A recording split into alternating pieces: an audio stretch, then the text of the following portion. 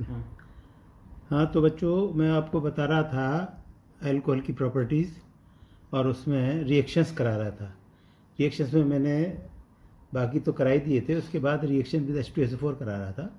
उसमें एक था कि एल्कीन बनाता है ये एट 413 डिग्री 443 डिग्री केल्विन पे। तो वो मैं दोबारा वहीं आ रहा हूँ। ये वाली इक्वेशन दोबारा से पढ़। हाँ, मैं दोबारा उस पर आ रहा हूँ कि रिएक्शन विद कंसनट्रेटेड H2SO4 क्या होता है। तो तुम तो मैंने स्टेप बताया था, पहले इथाइल हाइड्रोजन सल्फेट बनता है और इथाइल हाइड्रोजन सल्फेट वो फिर अपने आप ब्रेकअप करके CH2 बना तो H2SO4 निकल जाता है। तो यहाँ तो H2SO4 ऐड हुआ, तो यहाँ पर निकल गया। इसका मतलब क्या हुआ, H2SO4 as a catalyst act कर रहा है। तो इसलिए हम ऐसे रिएक्शन को जिसमें एल्कीन बनती है अल्टीमेटली हीटिंग करने पर, कम टेम्परेचर पे तो बनता है इथाइल हाइड्रोजन सल्फेट, लेकिन ज़्यादा टेम्परेचर के बाद तो एथिलीन बन जाता है। तो एथिलीन का बनना एक समझ लो, इथाइल अल्कोहल से एथिलीन का बनना एक तरह से एसिड कैटलाइज्ड है, क्योंकि एसिड पहले यूज़ होता है यहाँ और बाद में वो ही निकल जाता है। तो इसको हम एसिड कैटलाइज कहते हैं, या इसको हम कहते हैं प्रोटोन कैटलाइज, क्योंकि एसिड क्या है, जो प्रोटोन जिसमें प्रोटोन होता है उसी को कहते हैं एसिड। तो इसकी मैकेनिज्म कोर्स में है तुम्हारे, बहुत इंपॉर्टेंट है, एग्जाम में आती है। तो अब मैं आपको मैकेनिज्म ऑफ डिहाइड्रेशन करा रहा हूँ। मैंने हेडिंग डाला हुआ है मैकेनिज्म ऑफ डिहाइड्रेशन, जिसको मैं लिख रहा हूँ कि एसिड कैटलाइज्ड कह सकते हैं या इसको प्रोटोन कैटलाइज्ड कहते हैं। ये वाली इक्वेशन एक बार समझा। इसमें मैंने एक बात और भी बताई थी आपको कि 413 डिग्री सेंटीग्रेड पे, यानी अगर ये 443 डिग्री सेंटीग्रेड पे तो एथिलीन बन जाता है, लेकिन इसी को अगर हम क्लोज्ड वेसल में और 413 डिग्री पे लगातार करते रहें और अल्कोहल ज़्यादा लें, एक्सेस ऑफ अल्कोहल होता है इसमें। क्या होता है, एक्सेस अल्कोहल लीकेज करें, एक्सेस अल्कोहल के केस में, और बंद वेसल में करें तो बजाय एथिलीन बनने के ये बन जाता है। मैकेनिज्म इन दोनों का एक सा है, इसका भी और इसका भी, वो भी बता देता हूँ कैसे। पहले हम ले रहे हैं डिहाइड्रेशन ऑफ अल्कोहल्स, यानी एथिलीन क्यों बनता है, कैसे बनता है, इसका हम दिखा रहे हैं। तो इसमें जैसे हमने बताया ना, सल्फ्यूरिक एसिड यूज होता है, फिर बाद में वही निकल जाता है, या एसिड पहले एब्जॉर्ब होता है फिर बाद में वही निकल जाता है। तो इसका हम प्रोटोन कैटलाइज इसको या एसिड कैटलाइज कैसे दिखाते हैं वो हम बता रहे हैं। एसिड में मैंने बताया था कि एसिड क्या होता है, एसिड में H3O आयन होता है, ठीक है ना। तो हम इसको इस तरह से दिखाते हैं कि ये इथाइल अल्कोहल है, CH3CH2OH। देखो OH में मैंने बताया था ये लोन पेयर ऑक्सीजन के ऊपर होता है। ऑक्सीजन के ऊपर कितने लोन पेयर होते हैं, टोटल 6 होते हैं ना। एक इलेक्ट्रॉन तो ये रहा यहाँ पे जो इसके साथ, इस कार्बन के साथ है, एक इलेक्ट्रॉन इसके साथ है, 2 ये रहे, 2 यहाँ होते हैं, ऐसे होते हैं, 6 इलेक्ट्रॉन होते हैं। लेकिन अब हम प्रोटोन कैटलिसिस कैसे होता है, प्रोटोन कैटलाइज कैसे होता है, ये सल्फ्यूरिक एसिड को रिएक्शन करने के बाद हम लिखेंगे H आयन से रिएक्शन। तो H आयन अकेला तो होता नहीं है, इसलिए हम इसको H3O पॉजिटिव दिखाते हैं। मालूम है तुम्हें इस बात को, लिख सकते हैं हम H पॉजिटिव भी। पहले तो जो मैग्नीशियम में दिखाते थे H पॉजिटिव ही दिखाते थे, लेकिन H पॉजिटिव अकेला तो कहीं मिलता नहीं है, तो H3O इसलिए दिखाते हैं इस तरह से। अब H3O जब इसमें से रिएक्ट करेगा तो H को ये ले लेगा यहाँ, क्योंकि ये इलेक्ट्रॉन पेयर है, ये पॉजिटिव चार्ज है, पॉजिटिव हाइड्रोजन यहाँ आ जाएगा। कैसे हो जाएगा ये हो जाएगा इस तरह से। मैं इनको फैला के लिख रहा हूँ ज़रा, 3 सारे, क्योंकि आसान रहेगा आपको एक्सप्लेन करना। ये 3 हाइड्रोजन है ना, ये 1 2 3 हाइड्रोजन, 3 हाइड्रोजन को फैला के लिख रहा हूँ। ये बन गया, और ये CH2 है, CH2 को मैंने ऐसे लिख लिया। अब इस O पे यहाँ पे हाइड्रोजन आ जाएगा, ये वाला H पॉजिटिव, H3O में H पॉजिटिव यहाँ आ जाएगा, और बाकी बस क्या रह गया, H पॉजिटिव अगर इसमें से निकल गया तो H2 रह गया ना, वो यहाँ निकल गया। तो ये OH था ना, OH था, ये तो ओरिजिनल OH है, इसमें H पॉजिटिव यहाँ से आ गया ये वाला, तो एक तरह से OH2 बन गया, यहाँ वाटर निकल गया। अब क्या होता है, ये तो तुम्हें मालूम है कि ये H2O तो खुद एक मॉलिक्यूल है, स्टेबल मॉलिक्यूल है। देखो HOH ये वाटर है, तो ये स्टेबल है, वो अलग हो जाएगा एकदम, तो क्या बन जाएगा, अब तुम्हें समझ में आ जाएगा मैंने ये अलग अलग क्यों लिखे हैं एच। इससे मैकेनिज्म लिखने में आपको हेल्प मिलेगी। ये एच एच और ये H2O अलग हो गया यहाँ से, तो ये पॉजिटिव चार्ज कहाँ जाएगा यहाँ का, इसका यहाँ इसके ऊपर आ जाएगा। अपना पॉजिटिव चार्ज इस कार्बन पे छोड़ के ये वाटर अलग हो जाएगा। लेकिन जैसे ही ये बनेगा तो आप समझते हो कि इंटरमोलिकुलर आपस में रिएक्शन होने लगेगा। कैसे, ये पॉजिटिव कहीं ना कहीं से इलेक्ट्रॉन ढूंढेगा, इसको यहाँ पास में मिल गया इलेक्ट्रॉन हाइड्रोजन के पास, तो ये इलेक्ट्रॉन को ये अट्रैक्ट कर लेगा। तो क्या होगा बताओ, ये वाला इलेक्ट्रॉन जब यहाँ आ गया तो ये हाइड्रोजन फ्री हो गया, और जब इसका इलेक्ट्रॉन चला गया तो ये पॉजिटिव बन गया हाइड्रोजन। ये हाइड्रोजन पॉजिटिव बाहर निकल जाना चाहिए, तो लेकिन अकेला तो निकलता ही नहीं, वाटर के साथ निकलता। तो ये वाटर जो पहले बना था वही इस H को लेके निकल जाएगा, और ये क्या बन जाएगा, ये CH2 था ही, और ये वाला बॉन्ड यहाँ पहुँच गया तो डबल बॉन्ड बन गया। और ये H हम ऊपर लिखने के बजाय इधर लिख देते हैं, सिमेट्रिकल हो जाता है, इसलिए H ऊपर लिखा है ना, इसको हम इधर भी तो लिख सकते हैं। जो पॉजिटिव था वो तो इस नेगेटिव से न्यूट्रलाइज हो गया, समझ रहे हो ना। देखो ये 2H हैं, 2H को बजाय यहाँ ऊपर नीचे लिखने के हमने यहाँ लिख लिया है ऐसे। और ये जो इलेक्ट्रॉन यहाँ से यहाँ चला गया तो पॉजिटिव चार्ज को न्यूट्रलाइज कर दिया, यहाँ डबल बॉन्ड बन गया। ये बॉन्ड यहाँ शिफ्ट हो गया, एक बॉन्ड तो ऑलरेडी था, ये वाला बॉन्ड यहाँ शिफ्ट हो गया, और ये फ्री हो गया hydrogen positive. Hydrogen positive free होकर के इस वाटर पे सवार हो जाएगा, यानी ये वाटर यहाँ पे रिएक्ट, इस हाइड्रोजन को, ये वाला हाइड्रोजन रिलीज हो गया ना, ये हाइड्रोजन इस पे सवार होकर निकल जाएगा। बहुत इंपॉर्टेंट ये है मैकेनिज्म है, समझ लो इसको। H3 यहाँ यूज हुआ और यहाँ पे वही निकल गया वापस, तो ये इसको एसिड कैटलाइज्ड डिहाइड्रेशन कहते हैं। मैंने लिखा ना एसिड कैटलाइज्ड या प्रोटोन कैटलाइज्ड, प्रोटोन ही तो है ये। H3O आयन क्या है, हाइड्रोनियम आयन है। हाइड्रोनियम आयन का मतलब ये प्रोटोन है। प्रोटोन अकेला नहीं रहता, हाइड्रोनियम आयन के ऊपर रहता है, इसलिए हम इसको प्रोटोन कैटलाइज्ड या हाइड्रोनियम कैटलाइज्ड भी कह सकते हैं। लेकिन हाइड्रोनियम क्या है, वो H पॉजिटिव आयन ही तो है, लेकिन हम अकेला मिलता नहीं है, इसलिए हम ऐसे करते हैं। इसी का हम मैकेनिज्म एल्कोहल, ईथर भी हम इसी तरह से बना सकते हैं। मैकेनिज्म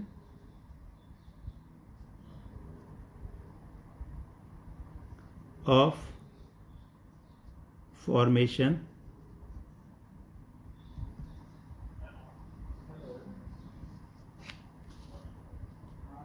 ऑफ ईथर्स, या इसको हम ईथरिफिकेशन कह सकते हैं। ईथरिफिकेशन की क्या मैकेनिज्म है, ईथरिफिकेशन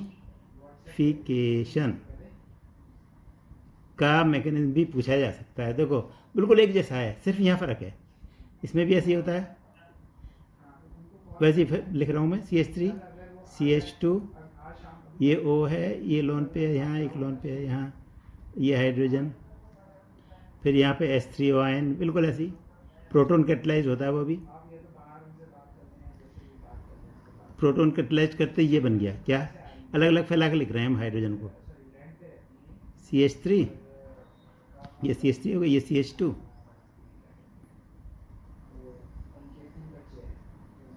और मैंने बताया था ना इस O के ऊपर ये वाला H पॉजिटिव आ जाता है, तो O इसके ऊपर ये H पॉजिटिव आ गया, और पॉजिटिव चार्ज यहाँ आ गया, एक हाइड्रोजन ऑलरेडी था यहाँ, ये H तो ये है, ये H पॉजिटिव इसके ऊपर आ गया यहाँ पे, और ऑक्सीजन के ऊपर पॉजिटिव चार्ज आ गया। अब क्या होगा, अभी बताया ना मैंने कि वाटर निकल जाएगा इसमें से, तो इसका क्या होगा,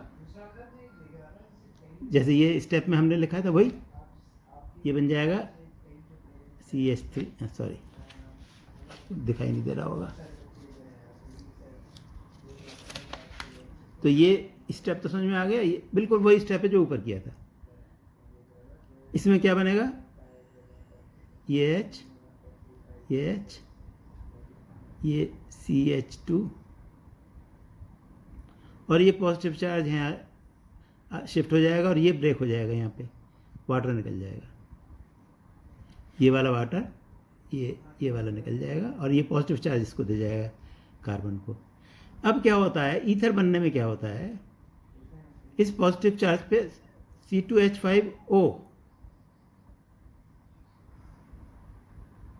C2H5OH का जो C2H5O होता है वो अटैक कर जाता है यहाँ, है ना।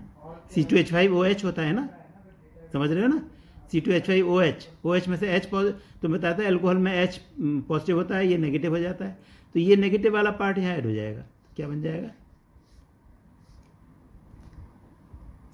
ये है CH3, ये है CH2 और इसके ऊपर आ जाएगा OC2H5, ये वाला। तो ये क्या बन गया? CH3CH2O। CH3CH2 क्या होता है? C2H5OC2H5, डाईइथाइल बन गया। और इसका नाम हो जाएगा C2H5। देखो ये सब मिला के C2H5 ही तो है, OC2H5। ये दोनों एक ही चीज़ है। तो इसमें ये अब तुम कहोगे इसमें तो H निकला ही निकल गया ना। ये देखो यहाँ पे C2H5OH था, वो H यहाँ H पॉजिटिव निकल जाएगा। जब ये नेगेटिव यहाँ आ गया तो H पॉजिटिव बचेगा, वो H3O।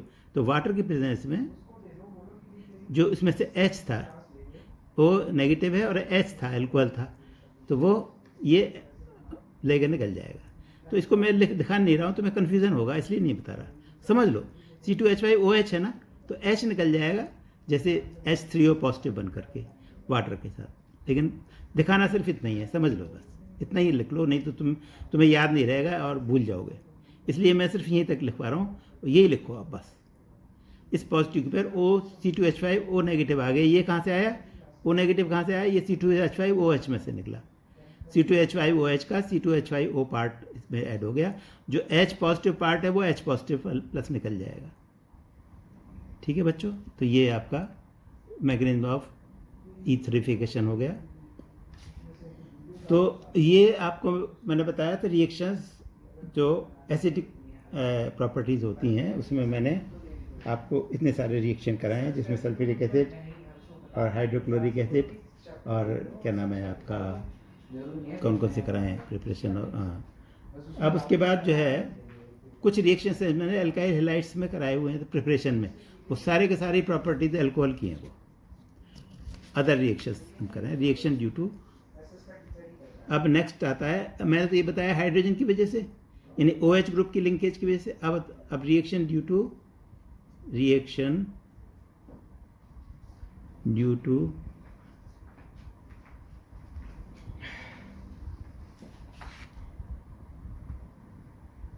Cleavage of CO bond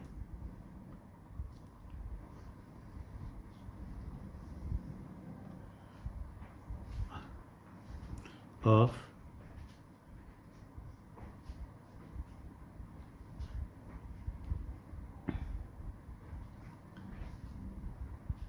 देखो ये अल्कोहल में ये होता है ना CH2OH।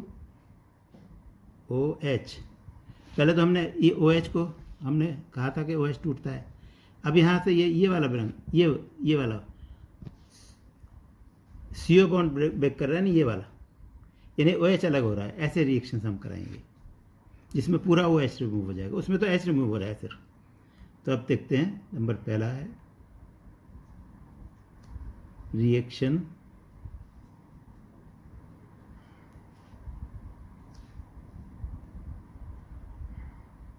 ऑफ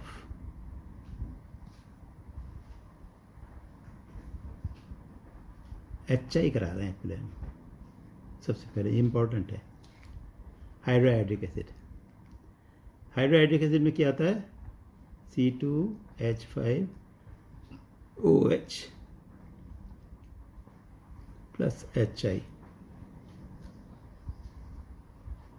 इसमें ये OH रिएक्ट करता है और HI यहाँ से लेते हैं।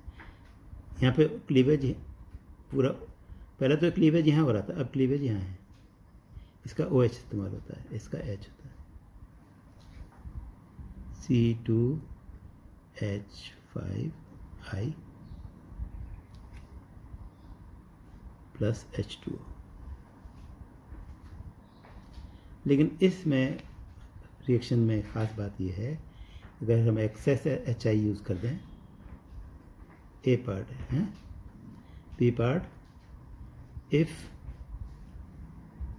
Access HI is used, then alkanes are formed.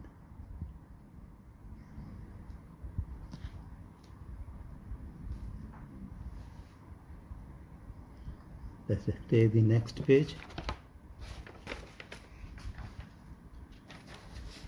इसको नीचे रखो, इसको हिलाओ।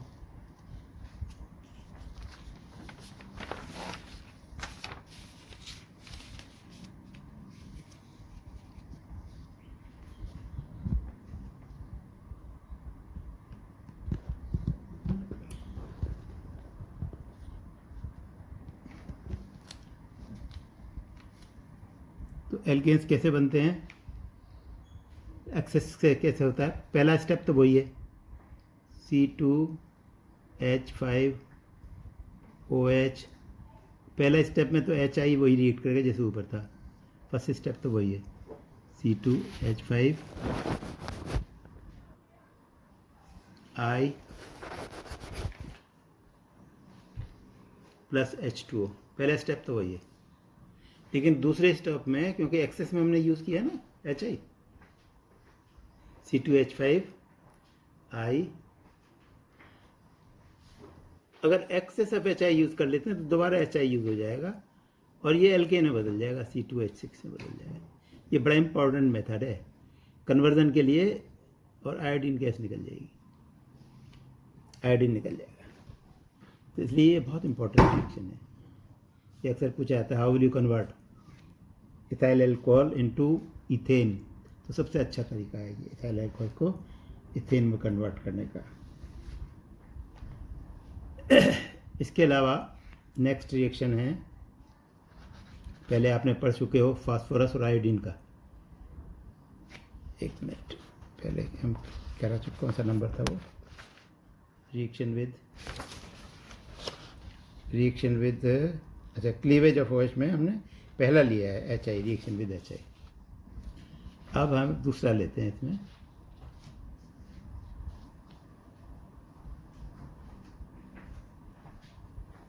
Reaction with phosphorus iodine in presence of phosphorus, red phosphorus के सामने इसके साथ हीट करते हैं,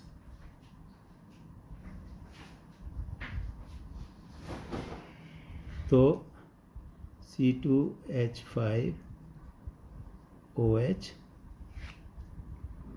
प्लस आयोडीन,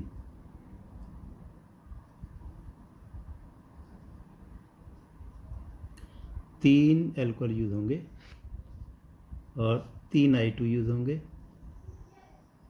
C2H5I के 3 बन जाएंगे, प्लस H3PO3 निकलता है। ये फॉस्फोरस एसिड कहलाता है, फॉस्फोरस एसिड। आयोडीन और रेड फॉस्फोरस की प्रेजेंस में हम अल्काइल हैलाइड बन जाता है। ये अल्काइल हैलाइड के जितने भी हमने मेथड ऑफ प्रिपरेशन कराए हैं सारे इसी के ऊपर बेस्ड हैं, आप देख लेना। रिएक्शन विद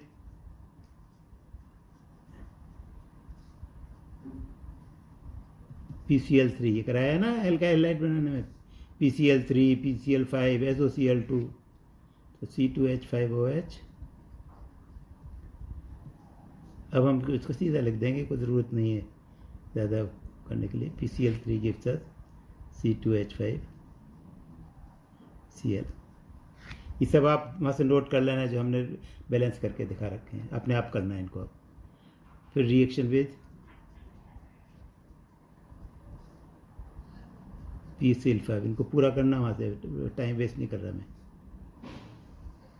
एल्काइल हैलाइड्स को पढ़ के देखना, उसमें ये जो मेथड्स ऑफ प्रिपरेशन में सब आ रहे हैं। C2H5OH, इनको अपने वहाँ से देख के कंप्लीट कर लेना। PCl5 से हीट करेंगे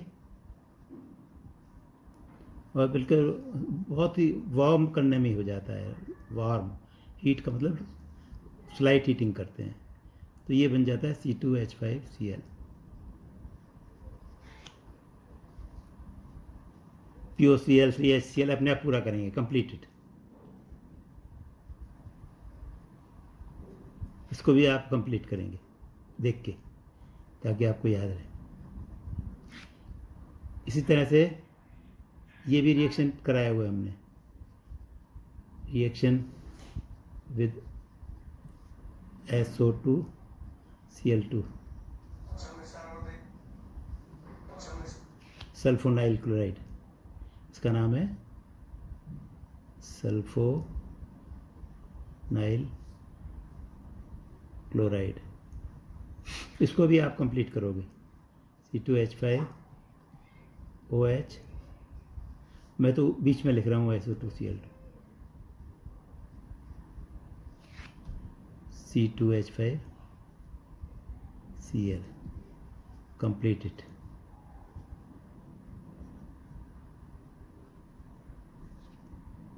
ये सब आपका सब रिएक्शंस मिल जाएंगे एल्काइल हैलाइड्स में।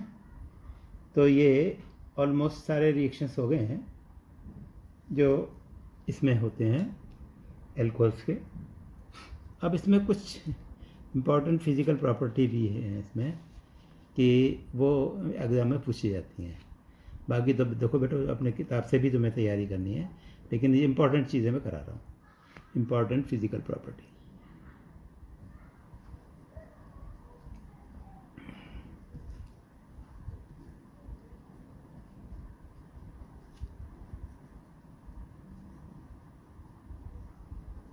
सबसे पहली बात तो है सॉलिबिलिटीज़।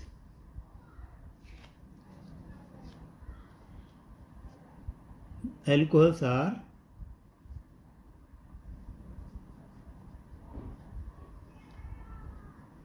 highly soluble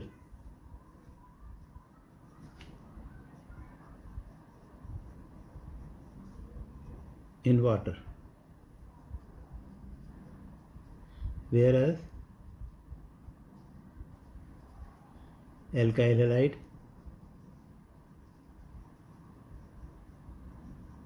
and alkanes are not. Even ethers are not so highly soluble। हैं तो soluble वो, इतने नहीं है। रीज़न क्या है? Reason is molecules of alcohol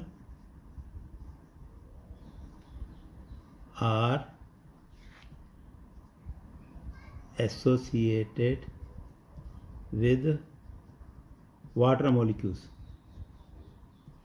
water molecule से एसोसिएट हो जाते हैं बाय इंटर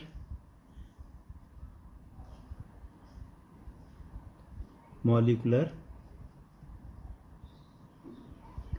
हाइड्रोजन बॉन्डिंग। इसमें हाइड्रोजन बॉन्डिंग आपने पढ़ा होगा। ये सॉल्युबिलिटी बढ़ाते हैं कैसे? जैसे वाटर, एल्कोहल क्या होते हैं? एल्कोहल होता है R, है ना, O, और इनके एंगल होता है, अब मालूम है ना एल्कोहल्स में, और 108 डिग्री का तो एल्केन्स में होता है, हाइड्रोजन्स में, लेकिन इसमें भी वाटर में 120 डिग्री का के लगभग होता है। इससे कुछ कम हो जाता है इसमें जब एल्कोहल में बनता है। तो ये एल्कोहल होता है। इसमें जब वाटर आता है तो वाटर होता है HOH। इसी तरह से ये ऑक्सीजन और ये ऑक्सीजन दोनों के बीच में, इस ऑक्सीजन और इस ऑक्सीजन के बीच में ये हाइड्रोजन का एडिशनल अट्रैक्शन बन जाता है। ये हाइड्रोजन बॉन्ड है। इस जो हम डॉटेड दिखा रहे हैं ये हाइड्रोजन बॉन्ड है। This is hydrogen bond.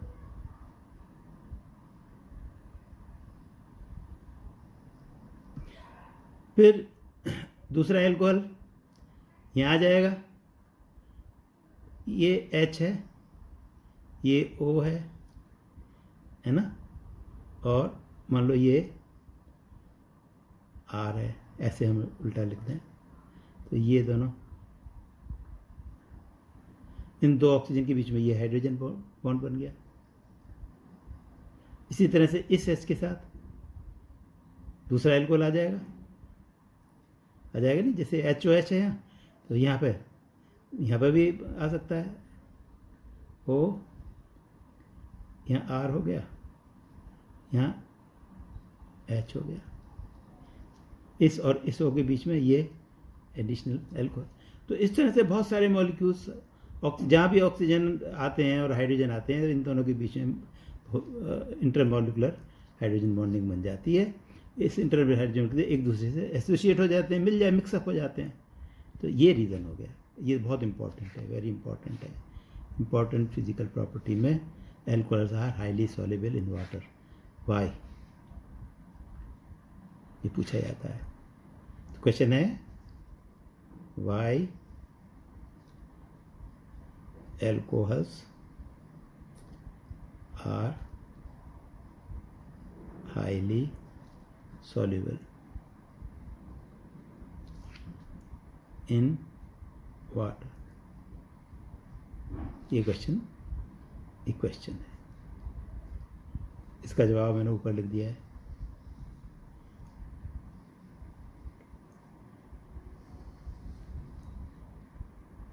ठीक है,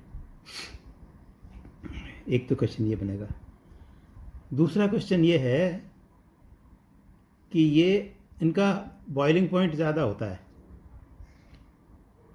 एल्कोहल्स। ये भी क्वेश्चन इम्तिहान में पूछा जाता है। Have high boiling point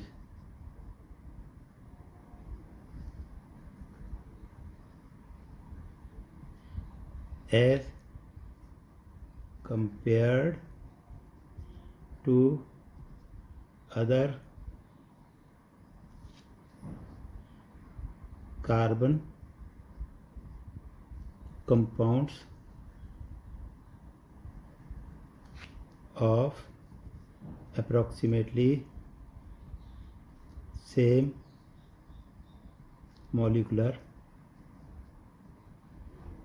mass. वैसे ये कहा जाता है कि जितना मॉलिक्यूलर मास हो उतना ही बॉइलिंग पॉइंट ज़्यादा होता है। जितना मॉलिक्यूल बड़ा होगा उसका बॉइलिंग पॉइंट उतना ही ज़्यादा होगा। जितना छोटा होगा यानी जितना मॉलिक्यूलर वेट कम होगा।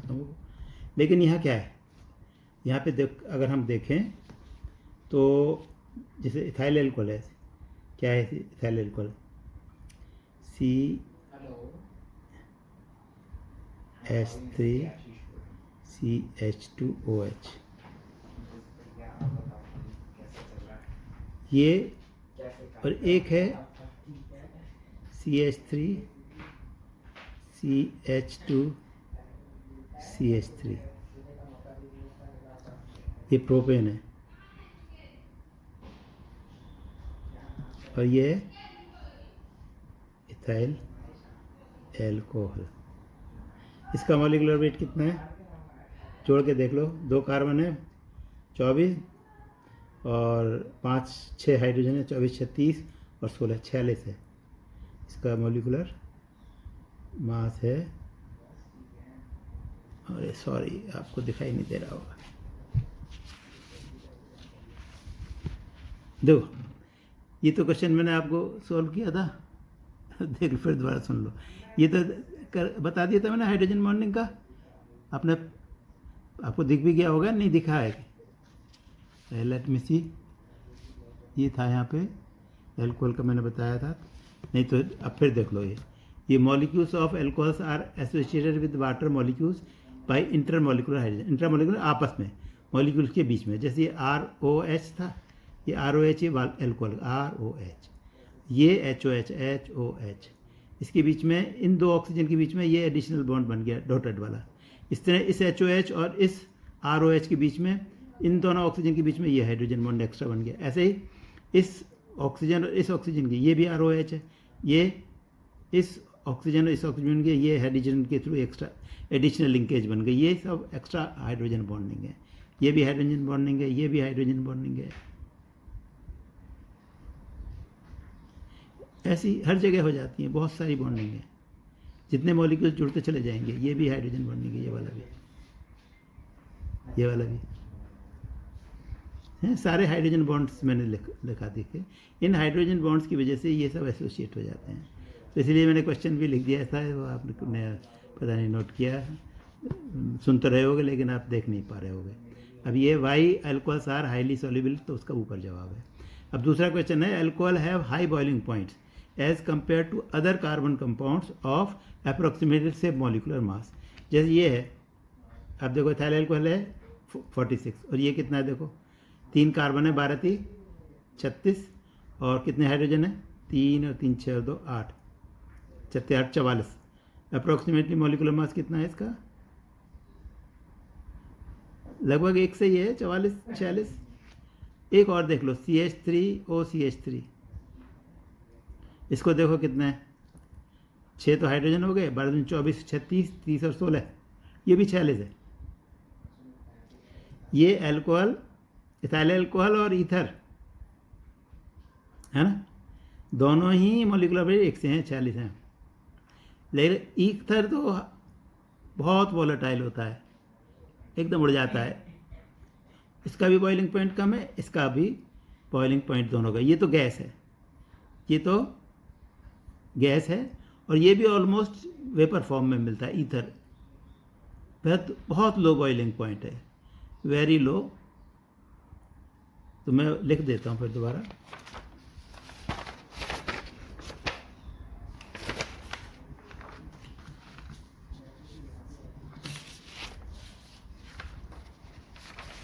नेक्स्ट पेज ले लेते हैं।